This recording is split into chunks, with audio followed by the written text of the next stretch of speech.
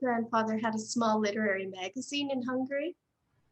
And so, and he, there were poems and art and, articles about art. So my mother was actually very interested in poems, and so was my father. My own writing now, I start the day writing. I set the timer and I write. Right now for Poetry Month, I'm looking at the meditations for April. And so I write about these meditations and I do a piece of art with each meditation. Pre-pandemic, you have spent a great deal of time traveling the world to all kinds of fascinating places, including teaching overseas. Mm-hmm. What impact do you think your travels have had on your writing? I liked listening to the rhythms of the streets. Wherever I went, I listened to the rhythm of the street. I listened to the voices around me. It didn't matter if of course I didn't understand what they were saying. They were speaking so many languages, but you listen to the tones of people's voices. And it was interesting because when I was in China and I lived there for a year, I got involved with a group. It was an international group of expat writers. And it was run by a Michigan woman from Royal Oak, Annie Leonard. Anyway, it was a great place to meet people from all over the world. And people would come in and they would intensely write, and we would do these intense critiques of each other's work. And then they would leave. And then a new batch would come in and they were really intense. And so what I learned from that experience was the pure love and enjoyment of sharing poems. And it was just so great to have people from all over the world coming and going and sharing their writing, their visions, their politics through their art.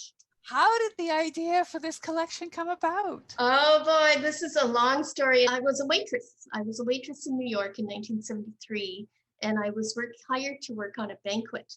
Okay, this woman had her big wedding.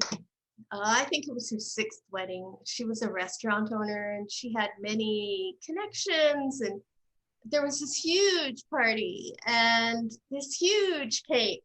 By the time the party was over, no one ate the cake.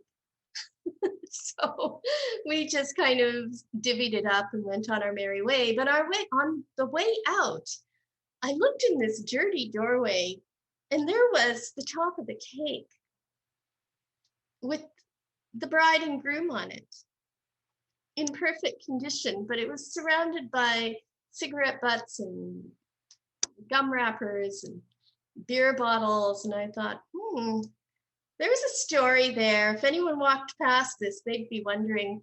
How much of this collection was based on your authentic life experiences? Yeah, a lot of it is, especially the ones with the Hungarian, like the dobos torta, the crémes lapin, the cream pie, and certain Hungarian baked goods are certainly the ones that are tied directly to personal experience.